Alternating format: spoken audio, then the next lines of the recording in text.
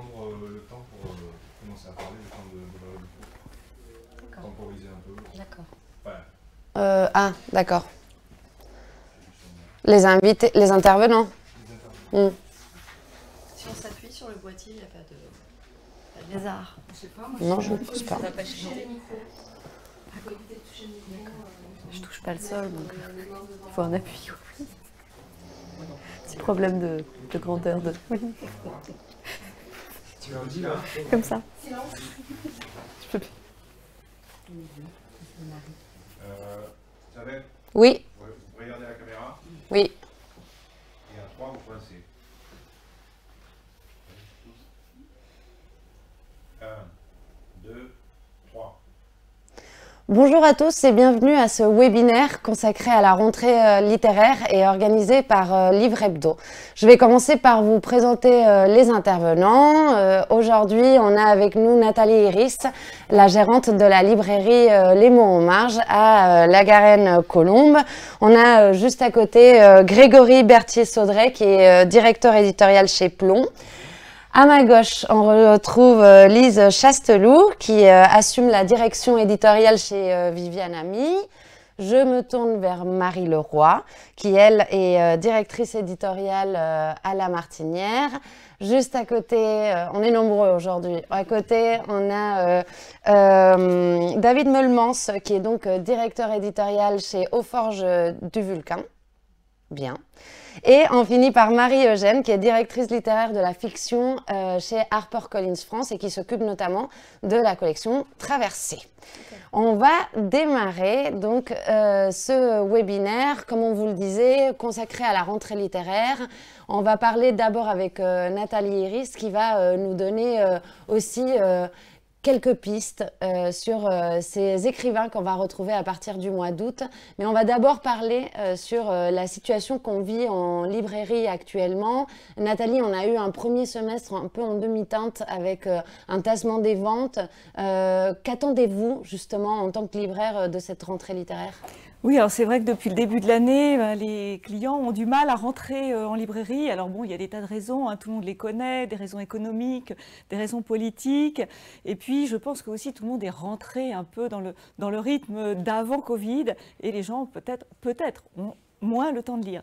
Donc, nous, les libraires, ce qu'on attend de cette rentrée littéraire, c'est justement que ce soit une rentrée excitante, avec des bons titres et qui permettent justement d'attirer les lecteurs et de les faire re-rentrer à nouveau en librairie et reprendre le goût de la lecture. Est-ce que vous sentez déjà qu'il y a un retour vers la librairie ou ça se fait timidement ? Alors, moi, je trouve que là, depuis 3 semaines, les gens, ça y est, commencent à se détendre un peu et re-rentrent à nouveau. Alors évidemment, bon, le poche est un peu roi en cette période, mais quand même, le principal est qu'ils rentrent en librairie. Bon, alors cette rentrée littéraire pourrait être la meilleure raison pour justement revenir. Vous avez pu jeter déjà un coup d'œil, nous aussi. Je vous rappelle que le spécial Livre Hebdo, le dossier spécial sur la rentrée littéraire paraîtrait le 3 juillet avec le fameux décompte où on saura combien de livres. Je peux juste vous annoncer qu'en fait, cette année, la production est là quelque peu baissée. En tout cas, on retrouve cette année encore, Nathalie, beaucoup de poids lourds, pas mal de premiers romans et aussi des deuxièmes romans, beaucoup d'ailleurs. Voilà. Alors, c'est vrai, c'est toujours excitant, hein, une rentrée littéraire, et je pense qu'il faut exciter aussi le lecteur. Moi, l'impression, alors évidemment, là, on est au mois de juin, donc… On est un peu tôt. On est un tout petit peu tôt, donc c'est difficile d'avoir un avis sur énormément de livres. Maintenant, l'avis général, la sensation que j'ai, c'est que c'est une rentrée qui est vraiment très qualitative chez tous les éditeurs. Ça, c'est la première chose. La deuxième chose, c'est que je trouve que par rapport aux autres années, finalement, les, entre guillemets, petits éditeurs sont moins écrasés et sont plus mis en lumière.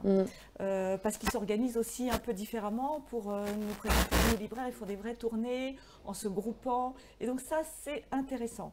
Pour nous, les libraires qui cherchons les pépites en plus des futurs best-sellers. Ils arrivent de plus en plus en amont, peut-être aussi. Oui, aussi. Et puis peut-être qu'ils se donnent plus de moyens. Donc ça, c'est bien. Et puis alors après, oui, donc… on retrouve évidemment toujours des poids lourds. Alors évidemment, Amélie Nothomb qui arrive la première, qui ouvre le bal. Mais on va aussi, moi je suis très curieuse de lire le Yasmina Khadra, le nouveau Yasmina Khadra. Il y a un nouveau Christophe Onodibio, un nouveau Anna Mabankou. Voilà, pour les poids lourds, un nouveau Laurent Godet. Donc il y a de quoi faire pour les poids lourds. Après, c'est vrai qu'on attend avec curiosité, impatience, les seconds romans. Et là, je pense à Victoria Mass, je pense à Pauline Delabroix-Allard, je pense à Olivia de Lamberterie. Donc voilà, on attend ça. On va retrouver des écrivains donc, qui avaient déjà été repérés par leur premier roman, déjà en rentrée littéraire, comme Pauline Delabroix-Allard, ou comme par exemple, je pense à Victor Gestin chez Flammarion. Exactement, exactement. Et donc, on va les retrouver avec plaisir, avec curiosité aussi. Est-ce que le deuxième roman va être entre guillemets à la hauteur du premier? C'est toujours difficile. Alors, je pense qu'un deuxième roman est plus difficile qu'un premier roman, mais voilà. Bon, vous avez pu lire quand même quelques-uns déjà. Est-ce que vous avez quelques petits coups de cœur? Alors oui, je suis toujours gênée au mois de juin de donner des coups de cœur parce que j'ai pas une vue d'ensemble, mais n'empêche que, voilà, j'ai beaucoup aimé le nouveau Olivier Adam de Sous les Roses qui paraît chez Flammarion. J'ai aussi lu le deuxième roman de Victor Gestin et je trouve qu'il conserve vraiment son style. Qu'est-ce que j'ai lu encore qui m'a plu? Oui, j'ai lu chez Gallimard un roman qui s'appelle Clara lit Proust de Christophe Carlier et qui est pas mal du tout, qui donne envie de relire Proust. Alors attention, c'est pas le moment parce que là, cet été, il va falloir quand même lire la rentrée littéraire avant de relire Proust. Bon, on pourra faire peut-être un petit lien parce que chez Clara lit Proust, Clara découvre, coiffeuse à Chalon-sur-Saône, découvre Proust totalement par hasard et Proust lui permet de changer de voix. On en restera là, on va pas en dévoiler plus. Avec peut-être Oscar Lalo, je fais quelques liens avec les argumentaires qu'on va retrouver aujourd'hui où plusieurs personnages de cette rentrée littéraire découvrent la littérature et par cette découverte de la littérature, il y a toute une fiction qui est construite, un processus narratif qui est construit autour. Donc il y a pas mal de romans, on a repéré à Livre Hebdo autour de ce genre de thématique. Nathalie, un dernier auteur, quelque chose à rajouter, un éditeur que vous avez pu repérer cette année oui, enfin quelque chose à rajouter, c'est vrai, le nouvel éditeur qui fait pas mal parler de lui, qui est donc Le Bruit du Monde, avec 2 livres de rentrée, dont celui de Anna Hope, très attendu. Voilà, mais je suis vraiment curieuse d'en découvrir plus. Les sacs sont prêts, j'ai déjà fait mes petits tris. D'ailleurs, je me permets de vous relancer, vous citez Anna Hope, qui était auparavant chez Gallimard. Par rapport aux étrangers, vous avez déjà pu mettre la main sur quelques-uns, repérer quelques-uns qui vont se retrouver ici et qui sont, je rappelle, aussi de retour sur le terrain, puisqu'on retrouve America à la fin, enfin, à la fin du mois de septembre, mais il y aura aussi d'autres écrivains au livre sur la place, aux correspondances de Manosque. Vous avez déjà pu voir dans les programmes quelques-uns Oui, je suis évidemment très impatiente de lire Anthony Dor, qui avait Pulitzer. publié Toute la lumière que nous pouvons voir. Il y a un nouveau Jonathan Franzen, alors il va nous précipiter dessus aussi.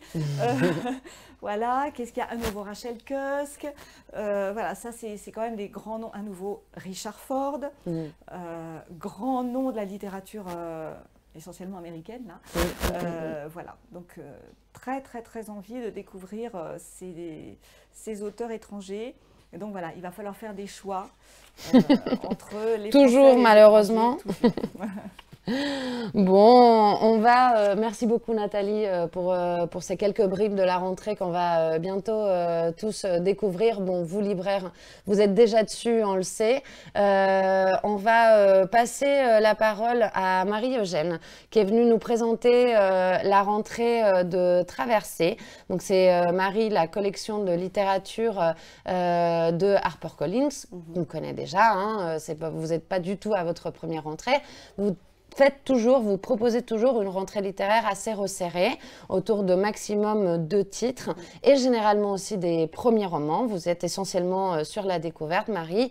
Et cette année, encore, on retrouve 2 primo-romanciers. Et donc, on va démarrer par alors Mathieu Ça s'écrit Cel, mais on le prononce Cil, je tiens à vous le dire, puisque vous allez le revoir en librairie et dans les festivals cet été à partir de la rentrée aussi, avec Rien ne dure vraiment longtemps. Et Marie, ce titre, ce récit littéraire plutôt, on est sur l'autofiction. Oui, voilà, on parle de récit littéraire, mais déjà je voudrais revenir sur ce que vous disiez, sur le nombre de rentrées littéraires qu'on a vécu depuis l'existence de cette collection. C'est une collection qui est récente, qui existe depuis 2020. On a lancé cette collection en janvier 2020. Donc c'est la 3e rentrée. On a eu au départ des doutes quant au fait de lancer une rentrée littéraire, puisqu'on arrivait parmi toutes ces maisons, ces belles maisons déjà installées depuis longtemps. Et puis finalement, dès la première rentrée, il y a eu cette place à prendre avec en effet une production raisonnée, 2 titres, et notamment le livre de Gringe, Ensemble on aboie en silence, donc dans une catégorie assez proche de celle de Mathieu Syll, du récit littéraire. Et on poursuit ça tous les ans, donc avec effectivement des découvertes de nouveaux romanciers, nouvelles romancières, et aussi des 2e, 3e romans, puisque on a envie aussi que cette collection existe longtemps, et ces auteurs et ces autrices vont publier d'autres romans. Mathieu Syll a un parcours particulier. Moi, je l'ai rencontré par la voix seulement il y a très longtemps maintenant, c'était en 2014. Il était un garçon qui s'appelle Charles dans le podcast Cracopolis sur Arte Radio, qui est un podcast qui a eu pas mal d'écoute, puisque le sujet du crack est beaucoup abordé sous l'angle américain, généralement. Alors, ça change depuis plusieurs années, Et là, pour la première fois, on avait accès à une voix qui racontait une vie partagée entre le monde qu'on connaît tous, visible, et un monde invisible, qu'on aperçoit seulement en marchant dans la rue, notamment à Paris, dans les quartiers nord, qui est celui du crack, tout simplement, donc la Colline, la Rotonde, Gare de l'Est, enfin vraiment tous les quartiers nord. Et en 16 chapitres, comme ça, il déroulait avec une voix très urgente sa vie de tous les jours, et aussi sa vie nocturne, sa vie des ténèbres. Et à l'époque, j'avais été totalement hallucinée par ce podcast, et puis les années ont passé, et puis j'ai été amenée à le rencontrer il y a 2 ans maintenant, et à lire ses textes. On parlait du rapport à la littérature pour changer de voix, changer de place dans le monde. C'est ce qui lui est arrivé. En fait, écrire, recopier des lignes, lire Céline notamment, Voyage au bout de la nuit, tout ça, ça lui a donné envie d'en sortir, parce qu'il n'y a pas de produit de substitution au crack. Ça, je ne sais pas si tout le monde le sait, mais c'est important. Et donc, je l'ai rencontré, j'ai lu ses pages, et j'ai été absolument hallucinée par son style, par sa manière d'élaborer ce qui lui était arrivé. C'est pour ça que c'est même un roman, et pas forcément un récit ou un témoignage. Et ce garçon, Mathieu Syll, raconte tout simplement, en dehors du crack, la naissance sous X, l'absence de lien d'attachement, qui amène à une forme de grande solitude et d'impression de ne pas appartenir à un monde, de ne pas être relié. Et c'est ce qui, en partie, explique la course vers l'addiction, qui commence dès l'âge de 10 ans. Dans un style très poétique, très surtout. Poétique. En fait, ce serait un mélange de romans noirs, de romans d'apprentissage, mais aussi, parce qu'on parle de poésie, on parle aussi de slam et d'une forme de scansion dans un monde qui comme ça semble monstrueux, mais derrière les monstres, on voit une forme d'humanité qui se dégage, et ça, c'est que par le style et l'élaboration qu'il a pu atteindre. Est-ce qu'il y a un passage que vous pourriez, qui vous vient en tête pour illustrer justement cette beauté par la poésie Je pense qu'il faut le lire, mais il y a tout un... Puisqu'il y a son parcours en entier, puis donc la naissance, et puis les ténèbres, la rue, puisqu'il a connu la rue, et ensuite la sortie de la rue avec les cures, post-cures, hôpital, etc., et la sortie totale. Je dirais que les passages les plus poétiques, on les trouve aussi dans les passages les plus ténébreux, les plus noirs. Et c'est peut-être dans le Parking, il y a un chapitre qui s'appelle Parking, tout simplement. Et en fait, tout ce qui fait peur devient absolument magique, magnifique, merveilleux quasiment. Toutes ces personnes qu'on a même peur de croiser sont là réunies dans un sous-sol qu'on ne voit pas, avenue de Flandre, et il y a une sorte de solidarité, de cœur, en fait de cœur général. Il y a un truc quasiment de la tragédie quand toutes ces voix s'élèvent dans ces lieux, qui dépasse. C'est dur de retranscrire ça avec des mots rapides dans une présentation, mais je vous invite vraiment à lire ces chapitres-là, puisque en fait, on en entend parler tous les jours dans la presse de ce phénomène, de ce fléau. Et là, je trouve que vraiment de l'immersion et justement de l'élaboration dans l'écriture et le style et aussi son imprégnation de la poésie, du roman du début du XXe et aussi de la photo, etc. Tout ça, ça amène à voir les choses autrement. En fait, j'ai l'impression que ça modifie notre architecture cérébrale quasiment par rapport à ce sujet-là en tout cas. Donc c'est peut-être les chapitres les plus poétiques, sont les chapitres les plus noirs. Il écrit depuis longtemps, Mathieu Syll. Il a utilisé l'écriture justement pour s'en sortir, comme on peut dire ou Oui, je pense qu'il ne l'a pas vu comme ça, puisqu'il y a des années presque, peut-être qui sont oubliées partiellement, hein, avec cette vie-là pendant peut-être 2-3 ans. Mais ça a été toujours... alors, il ne lisait pas Céline quand il était dans un 6e sous-sol, évidemment, mais c'était là avant, ça a été là après. Beaucoup d'ouvrages de sciences humaines aussi. C'est quelqu'un qui a été aidé, je pense, par l'écriture, par les mots, oui. Ouais. Très bien, on va passer au deuxième titre. Alors, c'est rien à voir, un profil totalement différent. Agnès de Clerville, la poupée qui fait oui, primo-romancière, un peu plus âgée que Mathieu Syll, dans un style totalement différent. Dans un roman également quelque peu autobiographique, on va dire. Je ne sais pas si on le dit. C'est un roman. C'est un roman choral, mais on découvre à la lecture. En fait, ils sont très différents comme ça. Même quand on regarde les noms, enfin les couvertures, etc. Ils sont très différents, mais ils ont beaucoup en commun, ces deux livres. Et notamment, je dirais que tous les deux utilisent la littérature comme révélateur, en tout cas, avec un roman choral d'un côté et un récit littéraire de l'autre. Et il y a aussi un lien à l'enfance, qui est très important, un lien sur la place qu'on occupe, sur tout ce qui se joue dans les premières années d'une vie. Ça les relie. Et d'ailleurs, les deux auteurs sont reliés maintenant. Mais on retrouve des points communs dans les deux. Le roman d'Agnès, La poupée qui fait oui, vous avez bien sûr connaissance de ce morceau. Voilà, et c'est un peu modifié, le titre est un peu modifié. La poupée, la fameuse poupée dans le livre, c'est Ariel, elle a 16 ans et demi. Elle vient de la bonne société versaillaise, famille catholique, bourgeoise. Elle a longtemps rêvé au garçon, elle fantasme tout ça, ce changement de vie à la fin du lycée. Et puis elle intègre une école d'ingénieurs construite à la fin des années 80 dans une ville nouvelle, à l'écart de tout. Et tout ce qu'elle avait fantasmé va se révéler faux, ou en tout cas en décalage par rapport à ces images, dès la semaine d'entrée dans cette école, qui est la semaine d'intégration. On connaît, on a vécu ou pas vécu ça. Et en fait, ça s'ouvre là-dessus, le roman s'ouvre sur la semaine d'intégration, où tous les liens et les rapports de domination se mettent en place. Et là, elle va faire la connaissance d'un garçon de 6 ans, son aîné, qui va devenir son phare dans la nuit, mais aussi la personne qui va la placer sous emprise. Et on suit donc Ariel, cette jeune fille, et 3 autres personnages. C'est un roman choral. Sa mère, Inès, son meilleur ami, et la secrétaire du directeur de l'école, qui est, on va dire, la représentation de l'adulte témoin, qui aurait pu parfois intervenir, en tout cas qui voit, qui observe, qui pourrait témoigner, mais ne fait rien.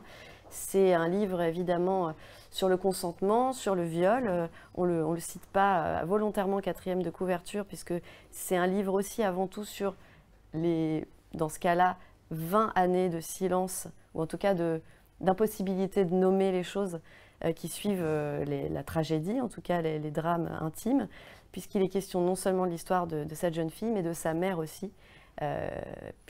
Puisqu'elle est en recherche de père, elle va comprendre aussi sa propre histoire. C'est important ce que vous dites, Marie, parce qu'on a été pendant des années, ces quelques dernières années, avec des témoignages romanesques très forts autour du viol. Ce livre, il est particulier par les points de vue.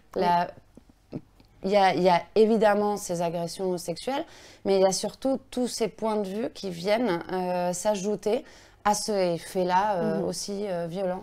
Oui, c'est ça. C'est la volonté d'Agnès, ça a été vraiment de créer 4 visions, 4 façons de voir, percevoir, ressentir les choses, puisque la mère ne voit pas la mère envisage, appréhende, anticipe, et cette anticipation parfois est quasi prophétique. C'est des manières de voir en fait un même événement sur plusieurs années. Là aussi, la force du roman choral ici et sur si longtemps, c'est vraiment d'appréhender les choses sur une vie de jeune fille, une construction de jeune fille et de jeune homme. L'important d'avoir aussi un point de vue masculin et la construction de femme et de mère plus tard. C'est ce qu'elle voulait faire en tout cas. Comment ils se préparent, vos romanciers, à cette première rentrée littéraire? Là, vous avez déjà fait des tournées. Comment avez-vous préparé cette rentrée? Vous en êtes où? On a tourné. Il nous reste une date à Marseille. Agnès de Clerville est à Marseille. C'est important, notamment pour elle, pour Mathieu aussi. Ils se sont préparés, tout simplement. On se parle beaucoup. On essaie d'être extrêmement harmonieux sur la manière d'aborder les livres.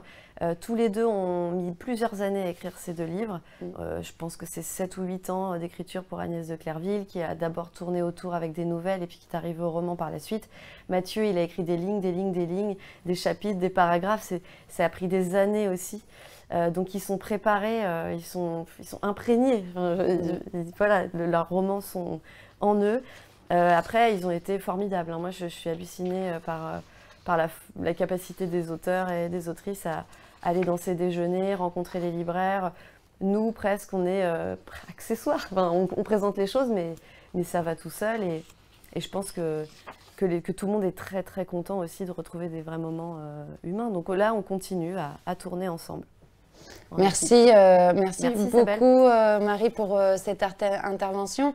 On va poursuivre ce webinaire avec David Meulemans, qui est juste à côté, qui est directeur, je répète, directeur éditorial chez Aux Forges de Vulcain, qui est venu lui aussi nous présenter 2 titres, encore une rentrée resserrée chez vous. David, je vais démarrer par Gilles Marchand. Gilles Marchand que vous connaissez déjà, Gilles Marchand qui va présenter son 4e roman. C'est un roman de confirmation et je vais vous laisser nous dévoiler un peu ce roman, Le soldat désaccordé, si je ne me trompe, une histoire qui se passe en pleine montagne. Je tiens à vous signaler que ce roman, il a attiré l'attention très très vite des éditeurs de poche. Il a été présenté d'ailleurs par le livre de poche. Et c'est pour vous, Gilles Marchand, qu'on a vu, qu'on avait rencontré, qu'on a déjà primé par surtout les lycéens aussi, ont beaucoup primé les livres de Gilles Marchand. Il arrive avec ce roman qui, pour vous, vous me disiez avant ce webinaire, est véritablement ce roman de confirmation. Oui, alors Les Forges de Vulcain, c'est une maison qui a 12 ans, mais c'est vrai que notre décollage en librairie s'est fait surtout grâce à Gilles et son premier roman en 2016, son premier roman solo, parce qu'avant il avait écrit un premier roman avec Éric Bonargent qui s'appelait Le Roman de Bolagno, qui avait été publié chez nos amis des éditions du Sonneur. Mais Gilles a publié son premier roman solo aux éditions Aux Forges de Vulcain, qui s'appelait Une bouche sans personne. Et c'est un roman qui a une vie merveilleuse, qui continue à avoir une vie merveilleuse grâce aux libraires, parce qu'effectivement les maisons indépendantes ont un accès parfois à la médiatisation et à la presse qui est plus limité, mais heureusement les libraires nous soutiennent par leur curiosité et leur enthousiasme. Donc on leur doit beaucoup, et ils nous ont soutenus sur tous les romans de Gilles, et sur ce roman, Le soldat désaccordé, Gilles est passé à une nouvelle phase d'écriture, parce que ses précédents romans se passaient tous dans les années 70-80, pour toutes sortes de raisons, notamment parce que c'est difficile de faire de la fiction avec des téléphones portables, donc c'est toujours intéressant. Beaucoup de romancières qui placent leur roman, leur récit à ces époques-là, et je pense que c'est pour ça. Et là, Le soldat désaccordé, c'est un roman de littérature générale, avec un petit peu de réalisme magique comme toujours, mais qui a un arrière-fond historique. Donc on est à la sortie de la Première Guerre mondiale, et c'est l'histoire d'un homme qui a été un combattant de la Première Guerre mondiale, très vite blessé, très vite envoyé à l'arrière, développant une sorte de culpabilité de ne pas avoir payé son dû comme ses camarades qui sont parfois morts au combat. Et dans l'après-Première Guerre mondiale, son nouveau métier, c'est d'être enquêteur. à l'époque, on pense, nous, aujourd'hui, que la plupart des gens, quand la guerre était finie, rentraient chez eux. Il s'avère qu'il a fallu à certaines personnes plus d'une dizaine d'années pour rentrer chez eux, parce qu'ils étaient, soit ils étaient morts, donc en fait, on n'arrivait pas à identifier qu'ils étaient vraiment morts, soit ils étaient hospitalisés à droite à gauche. Notre héros, dont on ne saura jamais le nom, a pour mission de retrouver, pour des familles, des membres disparus de leur famille. Et là, on lui confie une enquête qui prend toujours un peu à reculons, mais qui va susciter une passion particulière chez lui, parce qu'il découvre très vite que le jeune homme qu'il doit retrouver avait une amoureuse, qui a une histoire d'amour tragique derrière, et il se prend de passion pour cet amour, parce que, en fait, ça le renvoie lui-même à sa propre histoire amoureuse tragique. Et c'est un roman de la confirmation, parce que comme beaucoup de maisons dans l'édition indépendante, les éditions Forge de Vulcain ont ce qu'on appelle une politique d'auteur et d'autrice, c'est-à-dire on découvre un premier roman et on accompagne l'auteur titre après titre, de manière à ce qu'il construise une œuvre et surtout il gagne en ambition, en finesse, en maîtrise. La maîtrise, on voit parce que c'est un roman qui est plus court, plus resserré, tout en étant extrêmement riche. On retrouve la voix de Gilles, qui est une voix à la fois très poétique, qui n'est pas exempte d'humour, mais qui aussi toujours entre la peur et l'espérance.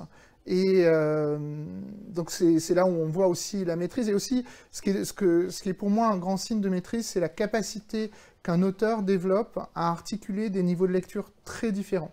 C'est-à-dire, vous pouvez lire ce roman comme une grande histoire d'amour tragique, c'est très beau.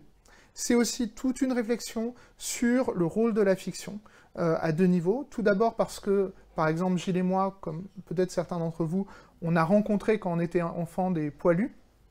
Il s'avère qu'aujourd'hui, il n'y a plus de poilus. La mémoire de la Première Guerre mondiale va passer soit par les historiens, soit par les romanciers. Et Gilles, qui pourtant est historien de formation, n'avait jamais écrit de roman à arrière-fond historique, parce qu'il était conscient de la responsabilité des intellectuels sur ce sujet-là. Et donc, il y allait d'abord à reculons, puis il y allait après que vraiment en se documentant. Donc c'est un roman qui est très documenté, même si la documentation est présentée de manière très élégante. Et sur le pouvoir, donc ça c'est la responsabilité de l'intellectuel, c'est le premier aspect du rôle de la fiction dans la mémoire de la Première Guerre mondiale. La deuxième chose que je trouve assez fascinante, c'est qu'un aspect de la Première Guerre mondiale qui a été finalement assez peu évoqué par la fiction, notamment francophone, c'est que pour les contemporains de la Première Guerre mondiale, c'est un moment où il y a une ambiance de fin des temps.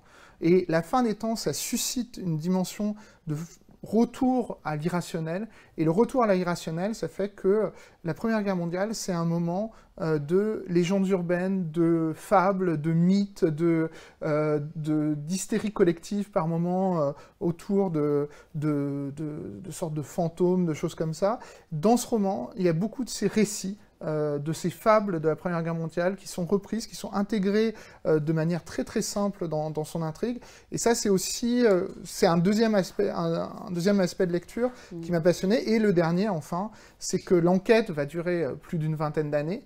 Et donc, on voit discrètement comment le récit, c'est un récit qui commence à une époque, en 1920, où on croit qu'il n'y aura jamais d'autre guerre, qu'on est rentré dans une ère de la paix universelle, et ce roman finit à un moment où la société comprend qu'elle re-rentre dans la guerre.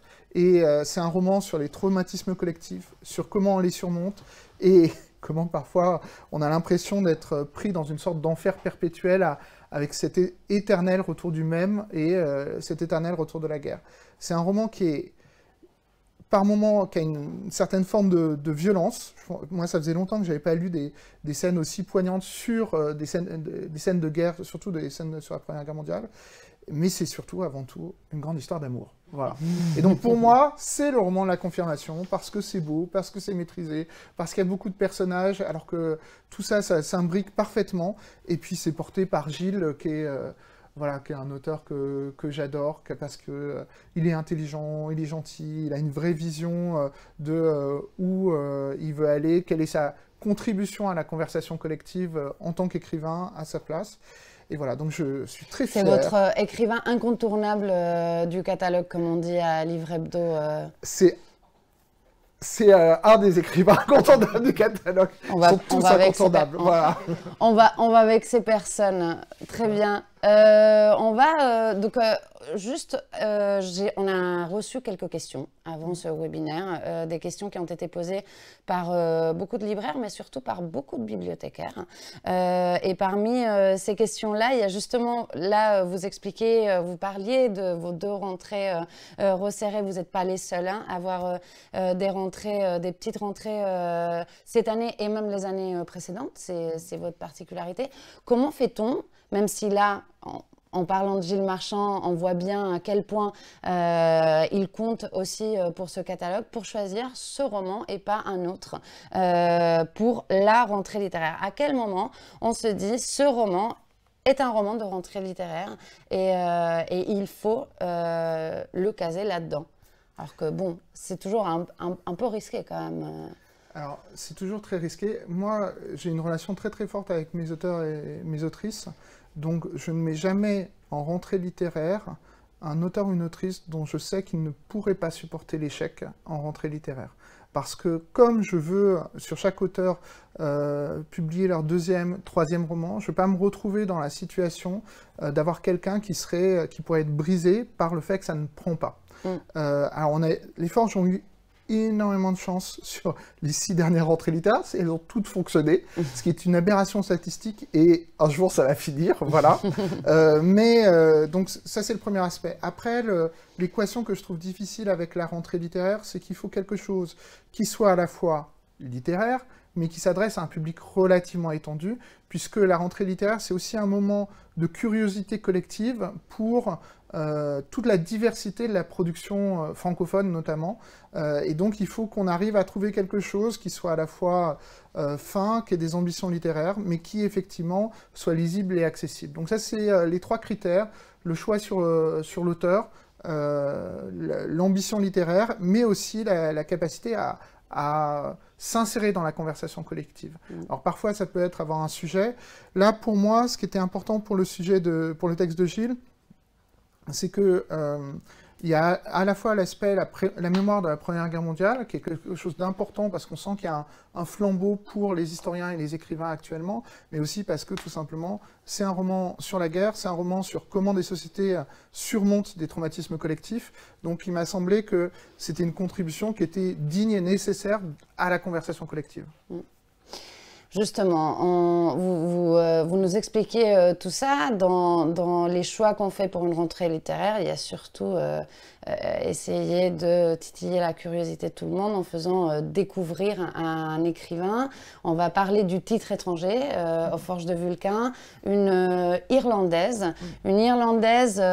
d'une génération qui est très forte. On a rencontré ces dernières années des Irlandaises comme Sally Rooney, pour n'en citer qu'elle, qui se sont installées dans le paysage national et ensuite international. Aujourd'hui, vous présentez Sue Rainsford, qui arrive avec une esthétique diamétralement différente à celle de Sally Rooney, tout aussi puissante. Qu'est-ce qu'elle nous présente pour la première fois en France? Oui, c'est sa première traduction. Alors après, c'est une romancière qui a une petite trentaine d'années, dont le premier roman est sorti en 2019 en Irlande, 2020 au Royaume-Uni, 2021 aux États-Unis. Et Jusque dans la Terre, c'est un roman, on ne sait pas où ça se passe, on ne sait pas à quelle époque ça se passe. Ça se passe au bord d'une clairière, au bord d'une communauté rurale. Dans cette maison vivent un père et sa fille. Au début, la première scène, la fille joue avec des limaces, le père arrive, il se redresse, il arrache tous ses poils et reprend forme humaine, parce qu'il était plus ou moins transformé en ours à courir la forêt pendant la nuit. Et il dit à sa fille, tu as une patiente, il faut s'en occuper. Elle arrive, la patiente est là, les poumons de la patiente sont pleins d'eau. Elle décide d'arracher les poumons de la patiente en rentrant en elle. Et puis après, elle va enterrer la patiente au fond du jardin pendant plusieurs semaines pour que en fait, la terre la soigne. Voilà. Donc là, normalement, j'ai perdu une partie du public. Mais ceux qui sont restés, là, ils ont envie d'avoir la suite. Là, voilà. Et ça, ce n'est que le début. On vous écoute, David. Ça va monter encore plus pendant tout le roman. C'est un premier roman. C'est un roman féministe, gothique, gothique qui se passe, on ne sait pas si c'est l'Irlande, on ne sait pas si c'est l'Écosse, on ne sait pas si c'est le Bayou américain, est-ce que c'est le 19e siècle, notre époque, ou même plus tard. C'est un récit d'éducation, c'est une jeune femme qui va tomber amoureuse d'un des patients.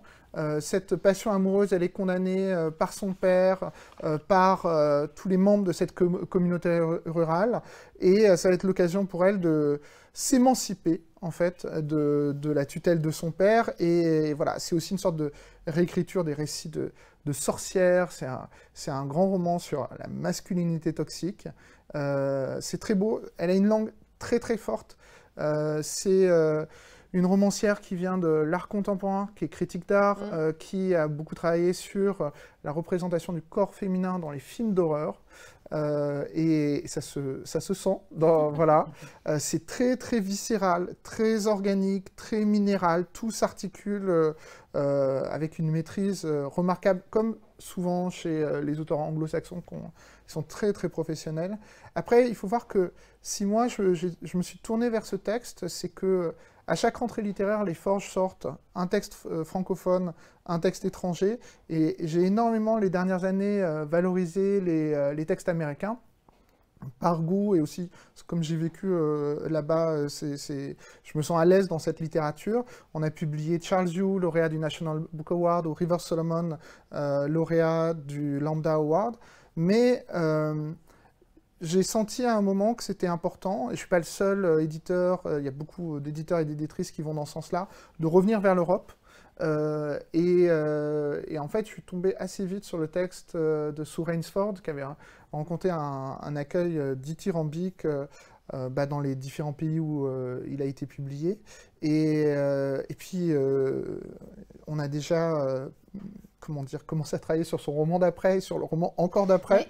Oui. Donc, j'avais juste envie de vous demander qu'est-ce qui se passe en Irlande en ce moment, parce qu'il y a comme un retour à cette tradition littéraire irlandaise avec justement cette nouvelle génération qui s'impose, notamment en Irlande, mais aussi au Royaume-Uni et à l'étranger. Il y a plusieurs choses. L'Irlande, c'est un cas très particulier. C'est un petit pays, c'est très important, les Irlandais en sont eux-mêmes conscients.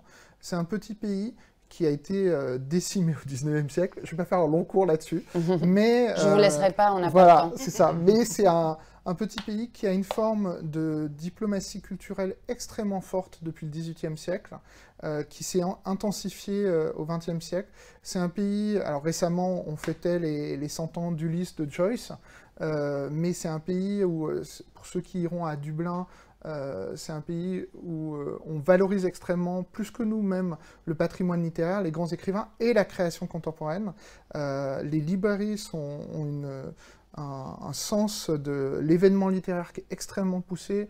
Le festival de Dublin, c'est un festival qui ne se fait qu'en librairie, et qui est réparti dans toutes les librairies de Dublin. Non, il y a une très très grande vitalité où tous les auteurs se lisent, se connaissent. Il y a aussi une porosité avec l'art contemporain, avec le théâtre, le cinéma, donc une très très grande vitalité. Et dans les autres pays anglophones, il y a un intérêt pour l'Irlande, donc il va nourrir l'Irlande bien sûr, puisque leurs auteurs s'exportent très bien, parce que tout simplement, ils ont une voix qui est propre, qui est liée à cet écosystème très particulier, à cet humus très particulier de l'Irlande, et qui fait que on attend en fait les écrivains, les romanciers et les romancières d'Irlande. Merci beaucoup David Meulemans de votre intervention, ces deux titres de rentrée littéraire. On va continuer avec Grégory Berthier-Saudré, qui est donc directeur éditorial chez Plomb, qui aux côtés de Céline Toulouse a concocté une rentrée littéraire avec des premiers romans, pas que, un ovni. Je vais vous laisser commencer par vos premiers romans, des premiers romans qui ont une particularité, ils sont 3, et c'est tous à leur manière des résistants. Vous allez 3 résistantes. 3 résistantes. C'est 3 primo-romancières. 3 primo-romancières, exactement, 3 femmes. 3 coups de cœur pour Céline Toulouse et pour notre équipe d'éditrices et pour moi. Avec finalement, même si les textes ne sont pas arrivés dans la même temporalité, un fil rouge au moment où on les a programmés toutes les 3 en rentrée, qui est ce fil rouge d'être des combattantes, des résistantes, pour elles, pour leur famille, pour leur identité. La première m'a été présentée par Faiza Guène, dont on avait publié La Discrétion. Elle s'appelle Fanta Dramé, son roman s'appelle Ajar Paris. Ajar est un tout petit village au sud de la Mauritanie. Et Paris, c'est Paris. Fanta avait contacté Faiza dans le cadre d'un atelier d'écriture, parce qu'elle est prof de français, c'était pour monter ça pour ses élèves. L'atelier ne s'est pas fait, mais le contact entre elles deux s'est établi et Fanta s'est jetée à l'eau en envoyant à Faiza ce texte. Ce texte est l'histoire de son père qu'elle a mise en mots, qu'elle a découverte suite au décès de sa grand-mère, qui l'a emmenée pour les funérailles de la grand-mère à Ajar, ce petit village du sud de la Mauritanie qu'elle ne connaissait pas et qui est en fait le berceau des origines de la famille. Et de retour à Paris, elle qui est très parisienne, qui est un petit peu bobo, qui est très loin de ce petit village dans le sud du désert, va voir son père pour lui dire « mais en fait, on vient de là, et comment t'es arrivé d'Ajar à Paris, et notre histoire c'est laquelle? Qu'est-ce que tu as dû traverser pour t'installer à Paris dans un pays que tu ne connaissais pas, une langue que tu ne connaissais pas ?»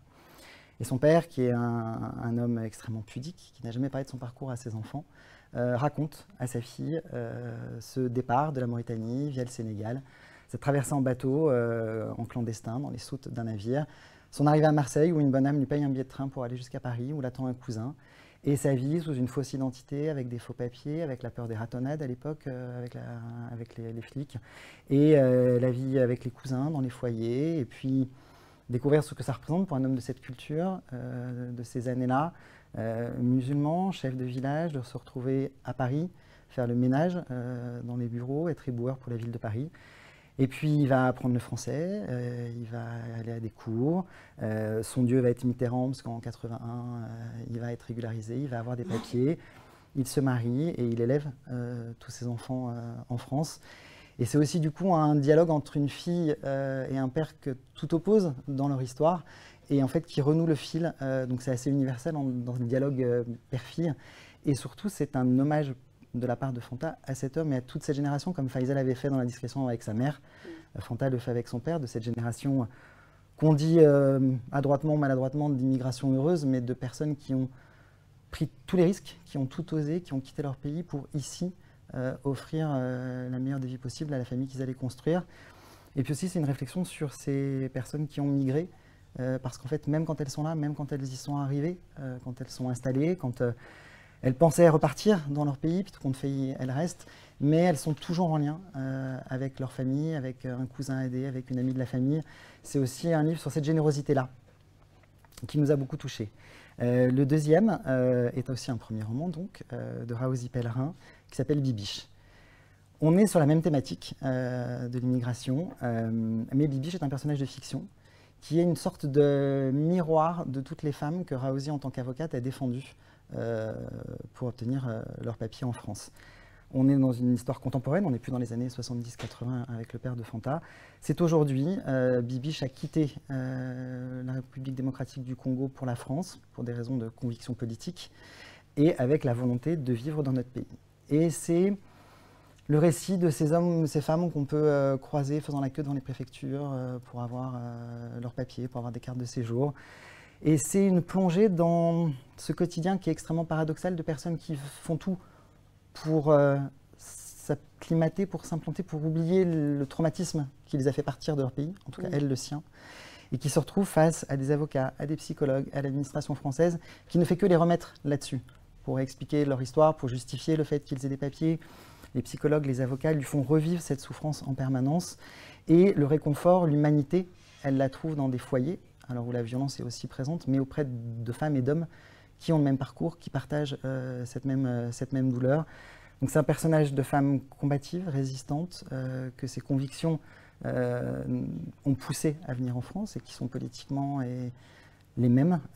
C'est un personnage lumineux dans ce quotidien assez sombre, qui est effectivement le porte-voix d'hommes et de femmes d'aujourd'hui. Et c'est ce qui nous a plu dans ces deux romans-là, c'était d'avoir l'histoire des années 70-80 et celle d'aujourd'hui, de deux immigrations différentes, mais de deux composantes de la société française telle qu'elle est.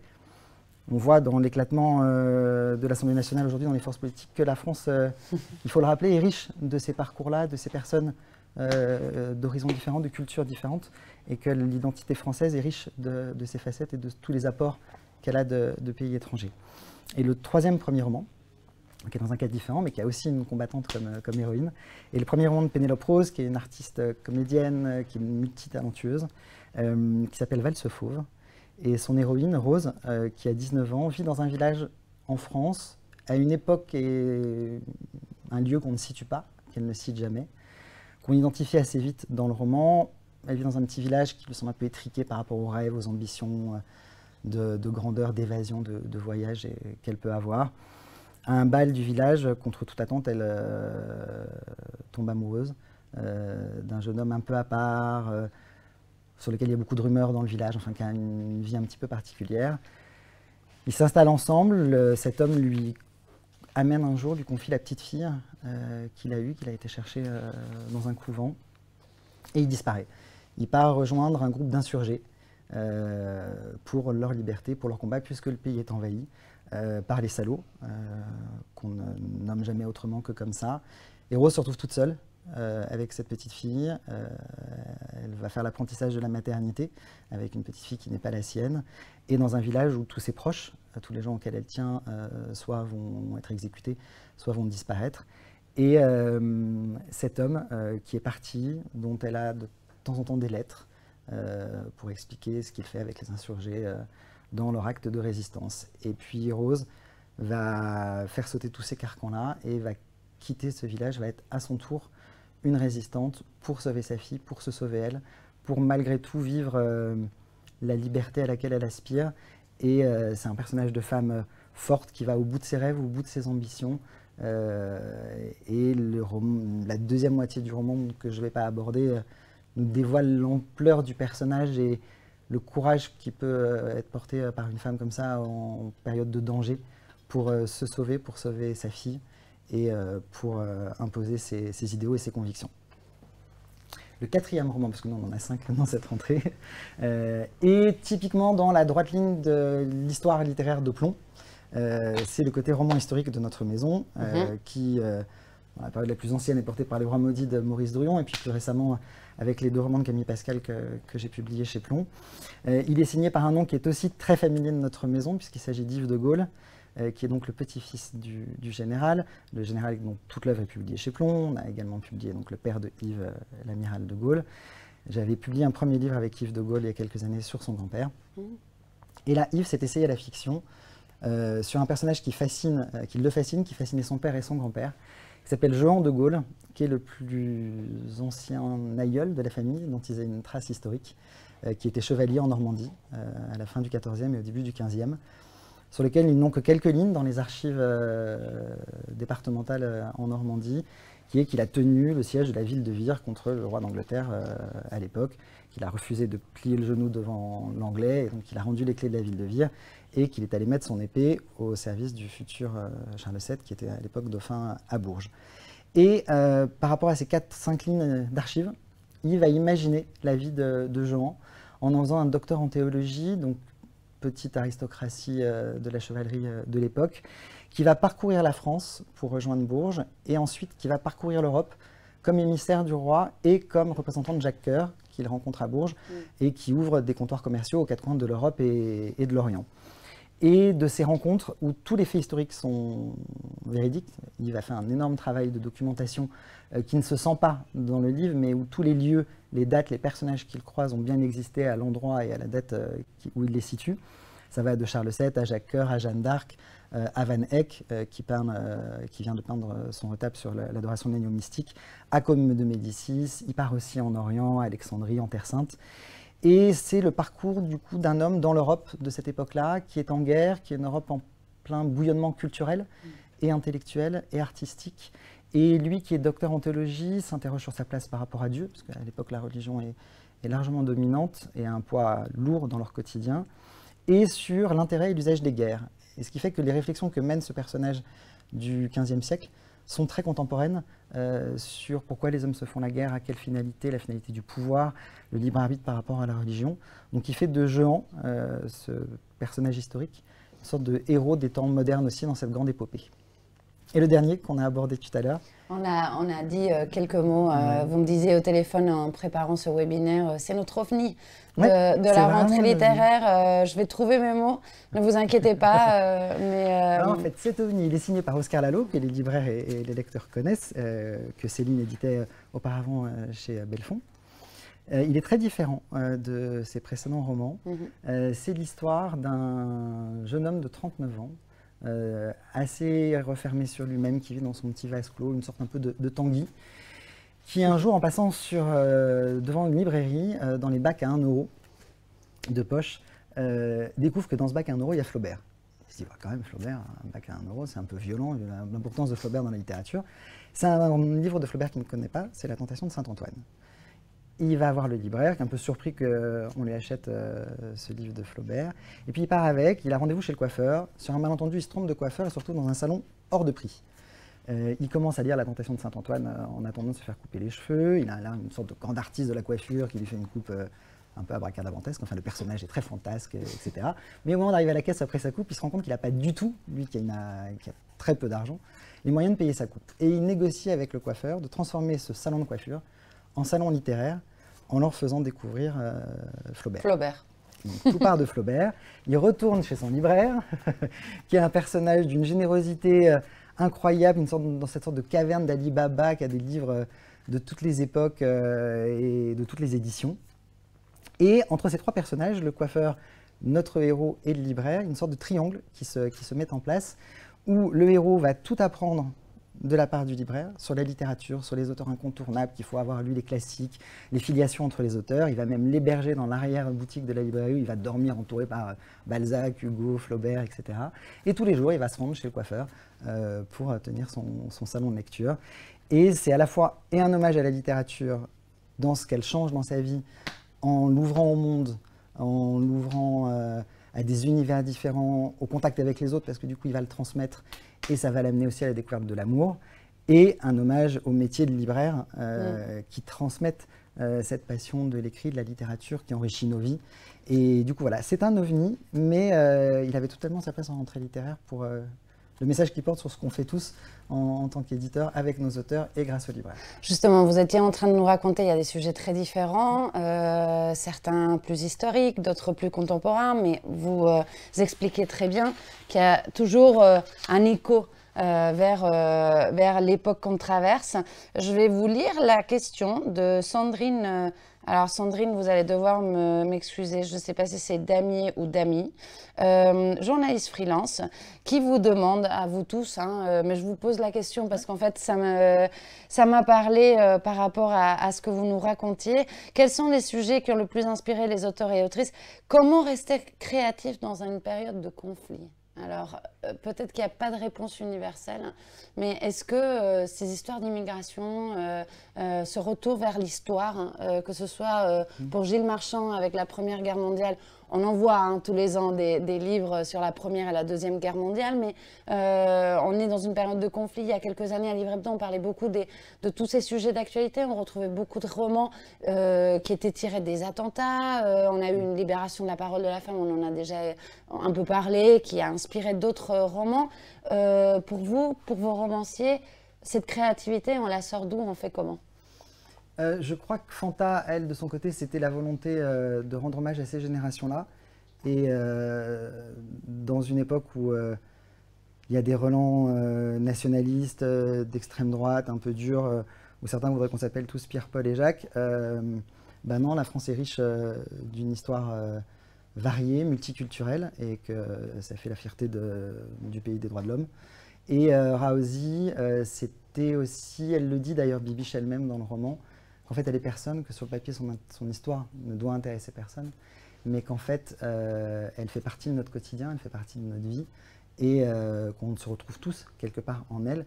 Et que je crois que comme toi, où les pages du crack donnent les plus sombres, donnent les plus belles pages de poésie, je crois que les auteurs puisent dans ces pages d'histoire, comme dans les tranchées de la guerre de 14, pour pas qu'on oublie aussi. Et ces générations-là, et les soldats qui sont battus, et nous, les migrants qui se sont battus pour avoir une vie meilleure, et qu'on accueille et qu'on se doit d'accueillir. Donc je pense comme un devoir de mémoire. Oui, un vrai devoir de mémoire et d'hommage rendu à ceux que, à tort ou à raison, on appelle les invisibilisés.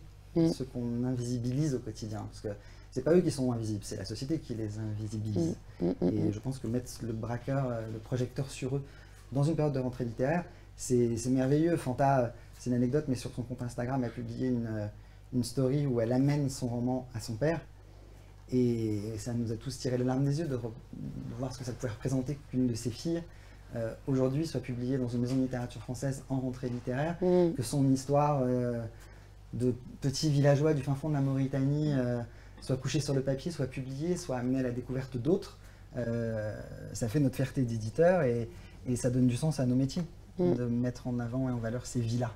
Ouais, ces hommages aux pères, on les retrouve chez Plon, on les retrouve chez d'autres éditeurs, on les retrouve aussi chez Viviane Ami, où on va accueillir, merci beaucoup Grégory de cette présentation, on va accueillir Lise Chasteloup, qui donc est responsable éditoriale mais qui assume la direction éditoriale de Viviane Ami depuis 2 ans et qui va nous présenter ces 3 titres de rentrée littéraire. Vous allez bientôt comprendre pourquoi je parlais des pères encore une fois avec le premier roman de Lise qu'elle va nous présenter. Mais on va commencer par quelqu'un d'autre que vous connaissez déjà, Alexis Ragougnaud, qui revient donc à la rentrée littéraire avec ce titre, Palimpseste. Palimpseste, on est un peu, justement, Alexis Ragougnaud, qu'on avait déjà, évidemment, qu'on connaît déjà, on parlera de Opus 77, on se rappelle de Nils, qui avait été retenu par les Goncourt en 2017, par Alexis Ragougnaud, qui, de toute façon, a exploré beaucoup de genres et qui, aujourd'hui, vous allez nous expliquer ce qu'il nous présente, mais qui est, encore une fois, en train d'explorer ce thème qu'il affectionne, c'est le choix moral. Lise, qu'est-ce qu'on découvre en cette rentrée avec Alexis Ragougnaud? Alors, c'est vrai que l'œuvre d'Alexis Ragougnaud est vraiment traversée par la question du choix moral, que ce soit ces 2 premiers romans qui étaient des romans policiers, que ce soit et puis c'est un auteur, en fait, c'est un bonheur d'avoir un auteur comme ça, parce que c'est un auteur qui se renouvelle, en fait, sans arrêt. Et c'est vrai, donc il a eu ces 2 romans policiers. C'est vrai qu'ensuite, donc il a eu Nils qui est apparu en 2017, qui était sur la sélection du prix Goncourt, qui est un roman de facture plus classique, mais où effectivement la question justement de la collaboration, en fait, a été évoquée largement. Et puis le choix moral qui s'y attache, c'est-à-dire avec Opus 77, on a aussi justement cette dimension-là, mais qui est ramenée. Alors Opus 77 était finaliste du prix Femina en 2019, et pour ces 2 romans qui sont plutôt de facture, je dirais, un peu plus classique, la question, en fait, ce qui intéresse profondément Alexis, c'est de placer aussi ces personnages dans des situations qui puissent faire écho aussi à la grande histoire, d'une certaine façon. Et on a effectivement cette même trame, maintenant avec Palimpseste, où là, on passe vraiment, je dirais, une marche au-dessus. On pourrait qualifier ce livre de dystopie, tourné vers le passé, mais on sait très bien qu'en fait, ce genre d'ouvrage est là pour parler aussi du temps présent. Pour le dire, je dirais, pour vous le résumer un peu, c'est l'histoire de Simon Casse, qui est troll pour le compte de Spartacus Analytic. Spartacus Analytic est une boîte, en fait, qui recueille des données d'utilisateurs et qui est au service d'un gouvernement autoritaire, dont la présidente se nomme Valentine Pereira et qui a son parti Vox Populi. Il se trouve qu'on est à la veille d'une réélection où elle pourra avoir un 2e mandat. Et donc, les équipes de trolls, dont fait partie Simon Casse, vont avoir, en fait, pour mission de trouver finalement la brebis galeuse qui va concentrer toute la haine, on va dire, de l'opinion publique et qui va pouvoir discréditer aussi les partis d'opposition. Il se trouve que ce fameux donc Simon va être amené à aller à la BNF, puisqu'il doit enquêter sur un personnage qui s'appelle Serge Vartagnan, qui est un historien qui a été mis au ban, en fait, par la société, et qui a été mis au ban par ce gouvernement quelques années plus tôt, et qui entretiendrait des liens justement avec l'opposition. Il il va donc consulter le livre de Serge Vartagnan, qui est un livre qui est dédié en fait au camp des nomades de Salières. C'est un camp qui a vraiment existé pendant la période de la France de Vichy et qui parquait effectivement des nomades. Ce livre-là n'est accessible uniquement qu'à la BNF. Pourquoi? Parce qu'en fait, finalement, petit à petit, les écrans ont pris énormément de place aussi, parce que l'écrit, finalement, devient quelque chose de rare. Et puis surtout, ce livre-là est effectivement sous bonne garde, parce que ce à quoi s'attache ce gouvernement, en fait, très autoritaire, c'est ni plus ni moins que la réécriture de l'histoire. Et donc là, effectivement, on est au cœur de quelque chose d'extrêmement contemporain aussi. Et Simon Cazes va donc à la BNF, va prendre le livre de son père, et puis il se trouve en fait que ce fameux Serge Vartagnan, il le connaît très très bien, parce que c'est son père. Et donc il va petit à petit, entre les lignes finalement du père, réécrire sa propre histoire, et ce faisant, finalement développer aussi son esprit critique, et puis comprendre en fait à quel point finalement, cette vie qu'il a eue, elle lui a été volée aussi à son insu. Voilà, c'est toute la trame finalement de Palimpseste qui en découle. On est, je dirais, sur un roman qui est redoutablement intelligent, un roman qui est terriblement romanesque aussi. Et c'est effectivement le 5e roman d'Alexis pour cette rentrée littéraire. On a, et la question de la réécriture de l'histoire, comme je vous le disais, est vraiment centrale. Voilà, dans le contexte dans lequel on est, avec la guerre en Ukraine, avec les élections présidentielles, avec effectivement voilà, tout ce qu'on a pu entendre aussi, les fake news qui n'arrêtent pas, etc. C'est un roman qui pour moi est absolument essentiel et c'est vraiment un très très grand roman. Vous verrez aussi en le lisant, il y a quelque chose aussi de l'ordre de, je dirais, de l'oulipo, du jeu de langage. C'est un très très bel hommage aussi à la littérature et puis à l'audace de la création. Et Alexis Ragouniaud n'est pas le seul à nous livrer une dystopie à la rentrée littéraire. C'est une forme de dystopie. Est-ce qu'il vous a expliqué pourquoi, le pourquoi de ce choix? Disons qu'Alexis est quelqu'un d'extrêmement complet, d'extrêmement curieux. C'est quelqu'un qui vraiment, à chaque fois, cherche toujours à se réinventer, à dire les choses autrement, parce qu'on ne les dira jamais assez, surtout en ce qui concerne finalement les choix moraux qu'on peut avoir dans une vie.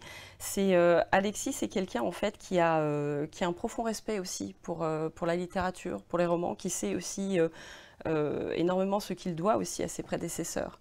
Donc la forme en fait de Palimpseste, en tout cas, au vu du monde qui nous entoure, au vu des sensibilités aussi, parce que quand on est auteur, on capte aussi énormément on est très sensible en fait au contexte dans lequel on vit. Palimpseste a été sa réponse. Voilà. Merci pour cette présentation. Avant de continuer, avant de poursuivre avec Miguel Tavares, on va dire au revoir à Nathalie Héris qui doit nous quitter. Merci beaucoup Nathalie d'être venue pour nous donner ces quelques bribes sur la rentrée littéraire. Bonne lecture à tous. Merci. Bon courage aux éditeurs. Merci. Et donc, votre signature étrangère, Lise, qui est donc ce monument de la littérature portugaise, Gonçalo Tavares, qui revient avec Mythologie. Alors, Mythologie au pluriel. Ici, on est sur des récits courts et précis et un travail d'anthropologue que nous livre Gonçalo Tavares avec ce nouveau cycle. Absolument. Alors je tiens à saluer aussi Dominique Nedelec qui avait eu le prix de la traduction L'Or Bataillon pour Le Quartier Les Messieurs, qui est un autre continent, on va dire, dans le vaste monde de Gonçalo. Gonçalo est quelqu'un qui effectivement donc, a plusieurs cycles dans son œuvre. D'un côté, donc, on a les romans, de l'autre, on a eu effectivement Le Quartier Les Messieurs, où il était question finalement de donner le goût d'un auteur en particulier, en évoquant son œuvre à travers justement des sortes de portraits, on va dire, mais avec tout l'art littéraire de Gonçalo. Cette fois-ci, avec Mythologie au pluriel, ça rassemble 2 recueils qui paraissent donc pour la première fois en France. Le premier s'appelle « La femme sans tête et l'homme au mauvais œil » et le second s'appelle « 5 enfants, 5 souris ». Alors, de quoi s'agit-il? Il s'agit en fait finalement d'historiettes, de fables à la fois angoissantes, inquiétantes, un peu effrayantes. Enfin, on a une oscillation en fait narrative quand on lit justement ces courtes histoires les unes derrière les autres, des oscillations narratives qui sont très déroutantes, très dérangeantes aussi, mais qui se tiennent. Pourquoi? Parce que l'ambition finalement de Gonçalo Tavares a été d'une certaine façon de créer une forme de mythologie du XXe siècle. Pour être plus précise, dans ces histoires donc, qui sont effectivement des petits contes cruels, on a aussi énormément d'humour, on a un humour noir à la Franklin, et on a des personnages en fait qu'on va retrouver finalement petit à petit tout au long de ces 2 recueils. Par exemple, les 5 enfants qui sont les enfants du tsar, prénommés Olga, Tatiana, Anastasia. On va avoir aussi la Révolution, mais de façon totalement allégorique, avec un grand R, où là on va se rendre compte finalement de toute l'absurdité, d'une certaine façon, que ce que les conflits extrêmement violents aussi peuvent provoquer, toute la cruauté aussi, qui nous est dévoilée. On va avoir le docteur Charcot avec sa lobotomobile. Et ça, c'est vraiment très clairement un clin d'œil aussi à toutes ces avancées scientifiques en fait, qui ont fait le 20e. Et puis, on va avoir des machines volantes à pédales. Donc là, on est beaucoup plus au début, je dirais, du 20e. Toutes les avancées, les révolutions aussi industrielles qu'il y a pu y avoir. Et ce faisant, en fait, Gonçalo va nous décrire d'une certaine façon une mythologie du 20e. C'est un petit peu comme un archéologue, je dirais, qui va trouver une pierre de Rosette et puis qui, à partir finalement de ce déchiffrage aussi, va pouvoir faire émerger les grands mythes qui font justement le XXe siècle. Ben, Gonçalo s'y emploie totalement.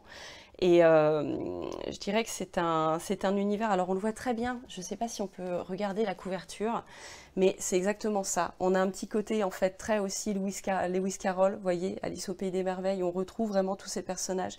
Et c'est pour moi en fait dans le vaste continent littéraire qu'est l'œuvre de Gonçalo, c'est une sorte de terrain incognita en fait qu'on a vraiment plaisir à découvrir et puis à défricher en fait et ensemble, voilà. Merci beaucoup Lise. On va aborder le 3e titre, qui est donc votre premier roman et seul premier roman de la rentrée littéraire chez Viviane Ami. Alors, c'est ce titre-là, M'étape Teke, petite, je disais que je voulais me marier avec toi. C'est un titre qui a déjà été retenu dans la première sélection du prix envoyé par la Poste, que vous avez donc reçu par la Poste, normalement. Et donc, c'est là où on va retrouver mon lien tardif avec aussi l'hommage au père, même si on le voit également d'une autre manière avec Alexis Ragougnou, vous venez de nous le raconter. Mais là, c'est un vrai hommage, on va dire. Un hommage, on va dire, en plus lumineux de M'étape Teke. Qui est-elle déjà? Alors, M'étape Teke est une auteure belge qui a à peu près 35 ans, qui est d'origine turque et qui vit à Dubaï. Donc elle a un côté déjà très très international. Et en fait, c'est vrai que quand j'ai reçu ce texte, j'ai tout de suite été extrêmement émue. C'est une écriture qui est très délicate, qui est vraiment ciselée, qui est extrêmement poétique. Et j'y reviendrai un peu plus tard. Mais on a vraiment ce côté humaniste du Bel Orient aussi. Et ça, c'est très très important. On pourrait qualifier ce premier roman d'hommage effectivement au père, comme vous l'avez dit, mais pour moi c'est aussi, on pourrait tout à fait le voir comme une lettre au père inversée, ou parce qu'il est question justement de l'amour filial entre un père et sa fille, un amour qui est extrêmement pur, extrêmement absolu. La forme que prend ce roman, c'est celle du récit. La narratrice, en fait, va avoir ses souvenirs de petite fille qui vont se confondre et se répondre avec ceux de son père. Elle imagine la vie de son père, en fait, au pays, avant justement qu'il fasse tout ce parcours aussi de migrant. Et alors, ce père, on aimerait tous avoir un père pareil, vraiment. Ce père va grandir dans les champs de coton d'Anatolie, il va très vite être déscolarisé, il va devoir aller cueillir le coton, il y a des épines, ça accroche, etc. Il a aussi un très très grand amour pour son père, et en fait, c'est ça qui est le plus important. C'est-à-dire que ce qui fait la richesse et la force d'un homme, peu importe les épreuves en fait que la vie doit vous offrir et que la fille vous met sur votre chemin, la richesse d'un homme, c'est l'amour en fait, qu'il arrive aussi à multiplier et l'amour qu'il arrive à diffuser. Et donc ce père va partir des champs de coton d'Anatolie pour aller en Belgique, dans les corons belges. Il va tout d'abord être ouvrier, il va subir en fait toute forme de discrimination aussi. Il va avoir à la fois ce parcours, donc, comme je vous le disais, physique, mais aussi émotionnel, auquel il va devoir faire face. Et il va s'installer donc en Belgique, il va avoir sa famille là, il va pouvoir ouvrir une petite épicerie aussi. Et il va donner en fait à sa fille le goût d'ambition et aussi le goût des choses très simples. Et il va pouvoir en fait lui offrir ce que lui n'a pas eu, à savoir une éducation. Et là où je vous parlais du Bel Orient, c'est qu'effectivement, c'est toutes ces valeurs humanistes en fait, tout ce qui nous rappelle à une forme de simplicité, mais de tout ce qui est essentiel dans la vie. Et c'est un texte qui pour moi est vraiment, enfin, extrêmement délicat. Ça fait du bien de lire ce genre de choses. Ça s'inscrit vraiment du côté de l'amour. C'est extrêmement, extrêmement délicat, c'est touchant. Il y a des moments où on peut sourire, il y a des moments où on se remémore même aussi finalement ces épisodes en fait fondamentaux qu'on a eus dans l'enfance d'une certaine façon. Et puis ce que je trouve absolument remarquable, c'est que c'est absolument pas prosélyte du tout. Elle tient vraiment, je dirais, cette écriture, elle tient mais de bout en bout. Et ça montre en fait tout cet entrelac de tragédies intimes qui peuvent traverser justement, que ce soit les migrants, mais aussi chacun d'entre nous, je dirais. Et voilà, et qui est soudé finalement par cet amour filial qui sauve tout au final, et qui fait que la vie vaut le coup aussi d'être vécue, et même plus que ça. Comme tous les éditeurs, vous recevez énormément de premiers romans par la poste, par mail. Je vais un peu vous poser la même question qu'à David. À quel moment vous vous dites ce premier roman, seul premier roman, va faire partie de ma rentrée, je vais le pousser. Il trouve toute sa place. Qu'est-ce qui s'est passé ? Il y a déjà effectivement une exigence littéraire, ce qui est très vrai. Mais je crois aussi qu'il faut justement, comment dirais-je, se laisser aller à une forme de curiosité. Je crois que c'est important aussi d'avoir justement des premiers romans qui ne s'inscrivent pas nécessairement non plus dans toutes les mouvances qu'on peut retrouver dans la littérature contemporaine, qui vont faire office aussi un petit peu d'outsider d'une certaine façon. Et je pense que c'est ça qui est intéressant, c'est justement d'être à l'origine aussi d'une œuvre pour mieux pouvoir la défendre par la suite, pour mieux pouvoir aussi la dérouler par la suite, si je puis dire. Et pour moi, cette position-là est très intéressante. S'inscrire aussi autrement dans le contemporain, être complémentaire finalement des sujets qu'on n'aurait pas nécessairement abordés. Et c'est une question passionnante parce que c'est une question qui est absolument mouvante puisque elle évolue en même temps que nous, en même temps que la vie en fait, en même temps que les sujets d'actualité, en même temps que... Et je trouve que c'est toujours intéressant, voilà, c'est très émouvant un premier roman.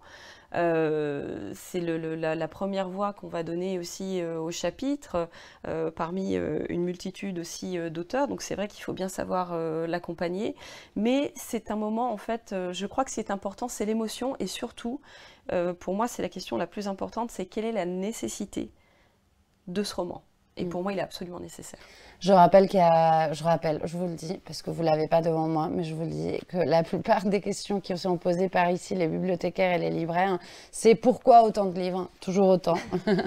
donc cette question, effectivement, elle se pose à chaque fois. Je vais vous poser juste une dernière question un peu similaire à celle que j'ai posée à Marie, en parler pour Marie d'un récit littéraire. Là, clairement, il y a aussi beaucoup d'autofiction. N'empêche, c'est un roman. D'où puisse-t-elle la fiction ? Où est-ce qu'on retrouve la fiction justement dans ce premier roman de Metap Teke ? Justement par le fait qu'elle arrive absolument à s'émanciper de la légende dorée, je dirais, de son histoire familiale. Elle en fait vraiment un personnage de ce père-là. Et elle le porte en fait à un point où c'est une... elle en fait une sorte d'allégorie, en fait, tout simplement. Et son histoire, je dirais, c'est l'histoire de milliers de personnes, de millions de personnes aussi. C'est cette boussole, en fait, qui va vous guider quand parfois les heures sont un petit peu obscures. Pour moi, en fait, le fait que les souvenirs aussi se confondent, se répondent, puisqu'évidemment, elle n'est pas... comment dirais-je, j'insiste sur le fait que la narratrice, en fait, mais c'est une forme de mise en scène aussi, vous voyez.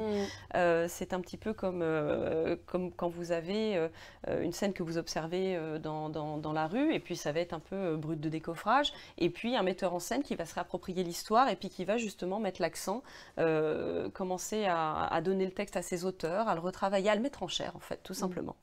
Voilà. Et c'est vrai qu'elle arrive parfaitement,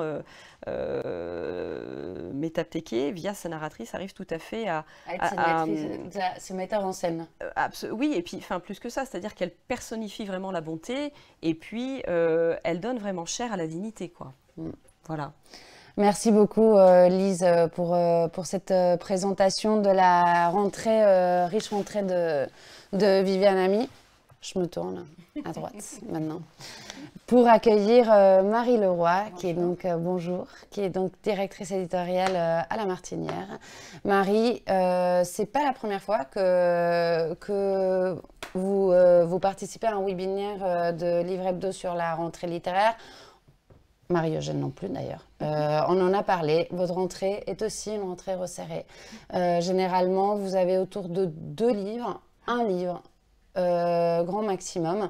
Cette année, il n'y a qu'un seul livre. Un seul livre qui est très particulier. On va vous le montrer parce qu'il y a beaucoup de choses à dire dessus. C'est le roman de Christophe Bigot, Le Château des Trompe-l'œil. Et avant de vous raconter un peu plus sur ce livre, on va tout simplement écouter l'auteur. On a une petite vidéo à vous montrer.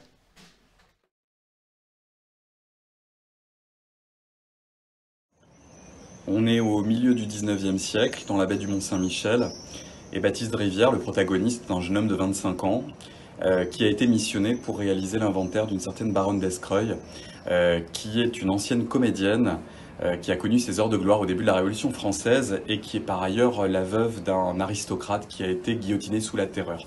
Et une fois sur place, le protagoniste va avoir les plus grandes difficultés à entrer en contact direct avec cette fameuse baronne d'Escreuil, puisqu'il va rencontrer toute une série de personnages qui lui font barrage.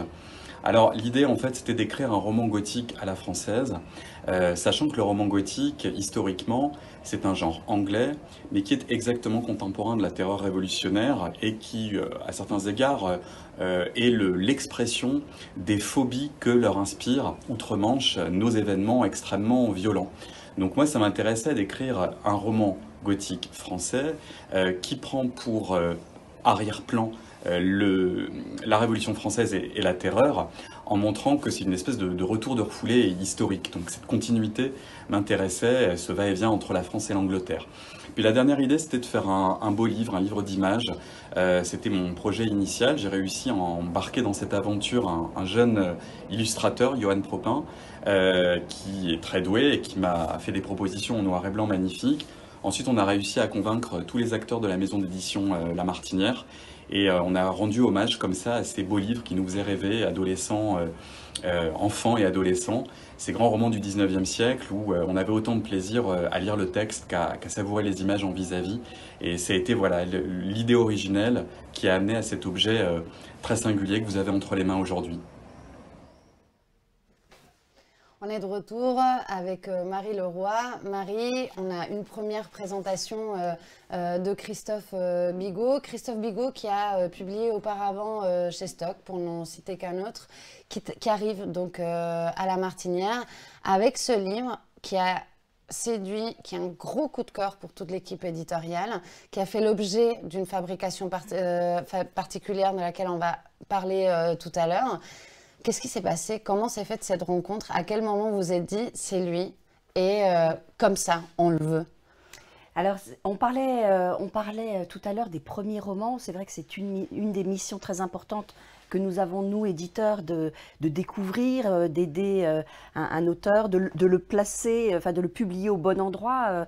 David disait des choses très juste et très importante sur le fait que, attention, parce qu'une rentrée littéraire, c'est à la fois un moment merveilleux d'exposition, mais ça peut briser aussi, parce qu'il y a tellement d'attentes, tellement, en plus, dans les festivals, etc., les auteurs se parlent entre eux, donc on se monte un peu le bourrichon sur tout ça, et ça peut devenir très douloureux, parfois, à vivre.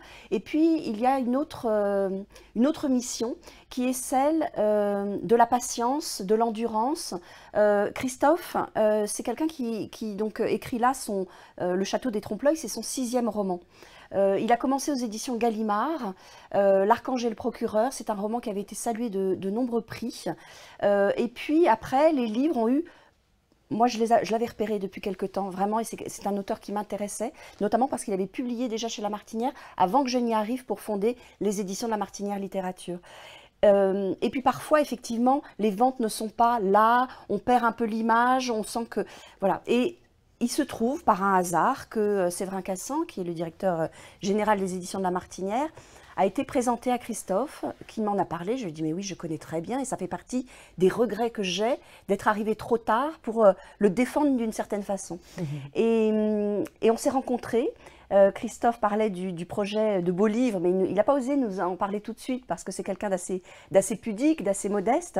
Mais effectivement, c'est quelqu'un qui, jeune, hésitait entre le dessin et la littérature, et puis parce qu'il faut parfois faire des choix, il enseigne aujourd'hui la littérature à Paris, et il est devenu écrivain. Et ce roman-là, donc voilà, j'avais d'abord ce regret de me dire, vous savez, quand il y a des loupés comme ça, alors ça peut être dans la vie personnelle, puis ça peut être dans la vie professionnelle. Et puis, Séverin et moi, on a lu ce roman et on s'est dit, oh, on avait les yeux, voilà. Parce qu'avant d'être éditeur et éditrice, on est d'abord lecteur et lectrice, et profondément. Et je crois que pour les libraires, les journalistes, c'est la même chose. C'est-à-dire qu'à un moment, si ça vient exciter quelque chose en nous, si ça vient réveiller cette flamme qu'on peut avoir, qui parfois, alors moi j'ai presque eu le sentiment d'être amenée, vous savez, à cette enfance, même si ce livre est tout à fait pour... on nous a demandé des fois avec la présentation, est-ce que c'est un public jeune adulte? Ils peuvent assurément, mais c'est un ouvrage de rentrée littéraire, et pour nous, malgré la couverture rouge, de la littérature blanche. On en parlait toutes les deux pour préparer tout ça. Donc ce livre, on s'est dit, oh, quel livre sublime, et puis au bout d'un moment, Christophe a osé nous dire ce qu'il avait un peu comme espoir secret, qui était, est-ce qu'on pourrait utiliser des illustrations de Johan Propin pour la couverture? Il a commencé tout doucement, à pas de loup, et puis après il nous a dit, en fait, ce que j'aimerais vraiment, c'est des illustrations dans le livre. Et puis à un moment, j'ai dit, ah bah oui, quelle bonne idée. Donc voilà, on va retrouver comme ça, dans cet ouvrage, 9 illustrations inédites qui ont été faites, et avec quel brio et avec quelle implication par Johan Propin, qui était d'ailleurs presque le 2e éditeur du texte, tellement il avait une lecture précise et fine et amoureuse du livre.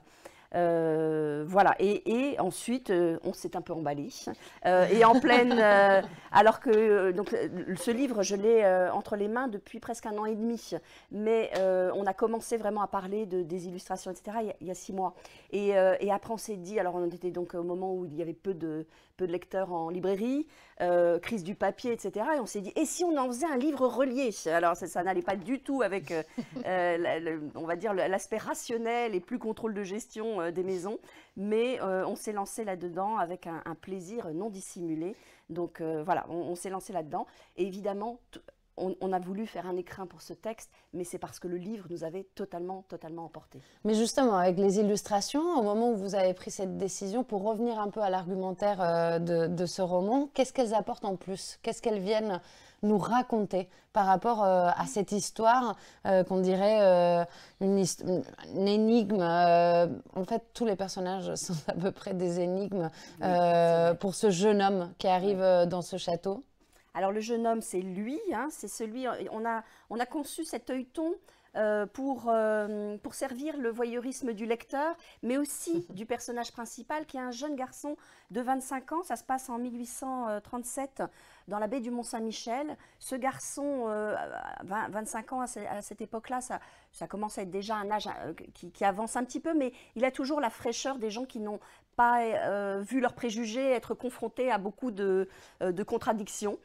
Donc il arrive avec sa jeune fiancée qu'il a laissée dans la ville où il vit, envoyé par le notaire qui est son patron, pour aller faire le bilan des biens d'un château possédé par une baronne en vue d'établir son testament.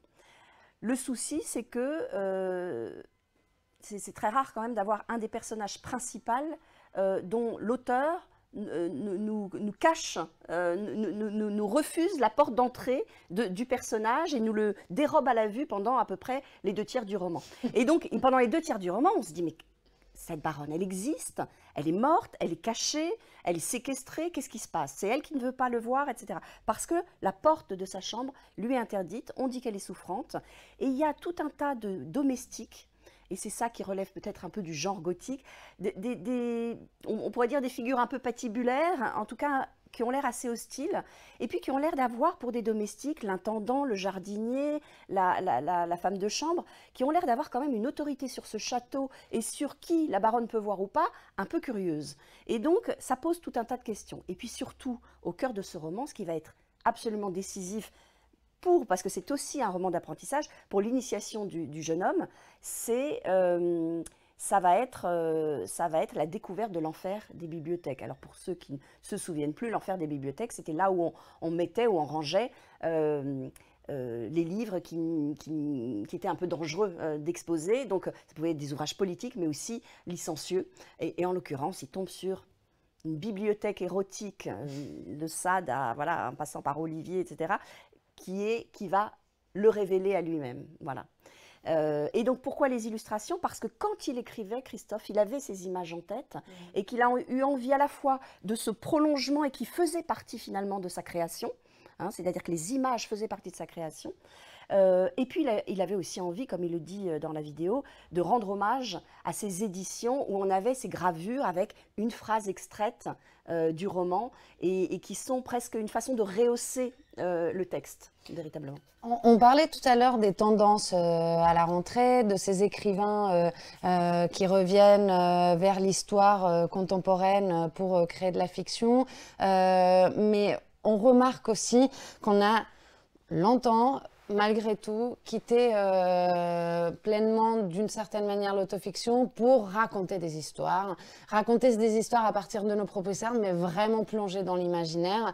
Ce livre illustre justement ce type de littérature. On peut aussi penser à Seul dans sa demeure de Cécile Coulon l'an dernier, d'autres références qui sont aussi un peu dans la même veine que ce que Christophe Bigot a fait en fait pour ce livre-là. Oui, parce que l'erreur, ce serait, parce que ça se passe en 1837, de dire c'est un roman historique, on va le mettre dans les rayons qui sont parfois un petit peu, je ne sais pas, c'est pas l'enfer des bibliothèques, mais enfin je trouve qu'ils sont un peu isolés du reste et ils empêchent des gens qui ne se disent pas forcément je vais acheter un roman historique de venir à eux. Le bon exemple que vous avez cité, Seul en sa demeure, Cécile Coulon, jamais on a dit c'est un roman historique et pourtant ça se passe peu ou prou à la même époque et on est aussi dans cette idée d'hommage à la littérature gothique. J'ai pensé aussi à des ouvrages alors qu'ils ne s'en réclamaient pas forcément, mais moi ça m'a fait penser à Philippe Claudel, Les âmes grises, où le motif du château et ces clairs-obscurs un peu expressionnistes étaient aussi des éléments extrêmement forts, mais aussi, puisque Lise est là, à ce livre que j'y ai pensé souvent en lisant ce roman, au fabuleux Ouest de François Valéjot, voilà, qui avait eu le prix Inter, hein, il me semble, voilà, pour moi, il fait partie de cette famille d'ouvrages et de romanciers-là. Et c'est une façon aussi de transmettre avec une sorte de superbe, de gourmandise romanesque, de transmettre une érudition, un goût quand même de la langue littéraire un peu sophistiquée, mais qui n'entrave en rien notre lecture et notre découverte, parce qu'on est vraiment dans les pas de ce pauvre Baptiste qui est quand même un peu malmené hein, dans sa quête, et en même temps dans sa découverte de son identité, très important ce fait. Donc voilà, oui, il y a ces références-là que je prendrais plutôt que des références plus anciennes ou plus plus codé. Comment on fait pour présenter, parce que l'un des derniers a osé le relier partant de crise du papier en 2022 a été Michel Houellebecq avec son dernier roman. Comment vous êtes prise pour préparer justement cette rentrée littéraire avec un objet livre aussi particulier, qui n'en reste pas moins un roman de rentrée littéraire? En fait, bon, c'est parti un peu d'un engouement, d'une excitation, et de temps en temps, on sort de réunion, on se dit, il faut peut-être laisser passer la nuit, parce que peut-être qu'on s'est un peu enflammé. Puis le lendemain, on y était encore, et la semaine d'après, on était encore sur notre excitation. Je sais qu'en me promenant on partage les mêmes bureaux avec les éditions du Seuil, avec d'autres éditeurs, et à chaque fois, on me disait, mais tu as eu le droit de faire du jaspage. Le jaspage, c'est cette couleur sur la tranche, et c'est réputé comme étant le truc le plus cher et le summum, le comble du luxe. Et ben, je ne sais pas si on a eu le droit, mais on l'a pris en tout cas, et on a essayé par contre de rester avec un prix possible de 22,90 € pour que effectivement ça n'entrave pas la diffusion de ce texte. Oui, alors pourquoi ça? C'est vrai que, évidemment, on avait repéré, au-delà de Houellebecq, ce goût pour les éditions très précieuses, très qualitatives, et je pense que dans un moment de crise, effectivement, c'est une crise générale, mais où on s'interroge sur le goût de la lecture, sur toutes ces choses-là, je pense qu'effectivement, se dire que les amoureux de la lecture sont aussi des amoureux du papier, enfin, pour une part, hein, il y en a d'autres qui lisent des papeteries, des choses comme ça. Et pour en parler avec un certain nombre de libraires, ils nous disaient aussi qu'il y avait une jeune génération de lecteurs ou de lectrices qui étaient vraiment fascinés par les belles éditions. Donc si c'est un moyen de les faire venir à nous et de ne pas rester avec nos quadras, quinquas, etc., voilà, mais de rajeunir aussi ces lecteurs. Et puis pour tout vous dire, en fait, on a hésité. C'est-à-dire qu'à un moment, on s'est dit, bon, nous, on a envie de partir là-dessus, mais est-ce que ce n'est pas une erreur? Est-ce que, et l'auteur avait très envie, et en même temps, il se disait, mais est-ce que je vais vraiment être identifié comme auteur de la rentrée littéraire? Et donc, on a appelé des libraires, je ne sais plus si c'était en février ou en mars, parfois en visio, parfois voilà, on les a vus en direct, et des libraires indépendants, des gens de la FNAC, en leur disant, voilà, on a un projet, qu'est-ce que vous en pensez? Et l'avis a été unanime, c'est-à-dire que ça a été vraiment reçu, et donc ça nous a complètement encouragés. C'est-à-dire que là, si on avait des doutes, on n'en avait plus du tout après avoir parlé avec les libraires, parce qu'évidemment, ils sont aux premières loges pour ensuite le défendre. Donc on n'a pas parlé à tous les libraires, hein, évidemment, mais à quelques-uns pour tâter le pouls. Merci beaucoup, Marie, pour cette présentation. Chers libraires, chers bibliothécaires, chers étudiants de journalisme, cher public, merci beaucoup de nous avoir suivis aujourd'hui encore à ce webinaire organisé par Livre Hebdo sur la rentrée littéraire. Vous l'aurez compris, le but, c'était de vous donner encore envie de lire, de rester dans le plaisir avec tous ces titres merveilleux qui paraîtront en août et en septembre. Et on se retrouve, on vous remercie tous d'être venus à nous et on vous dit à très bientôt. Merci encore.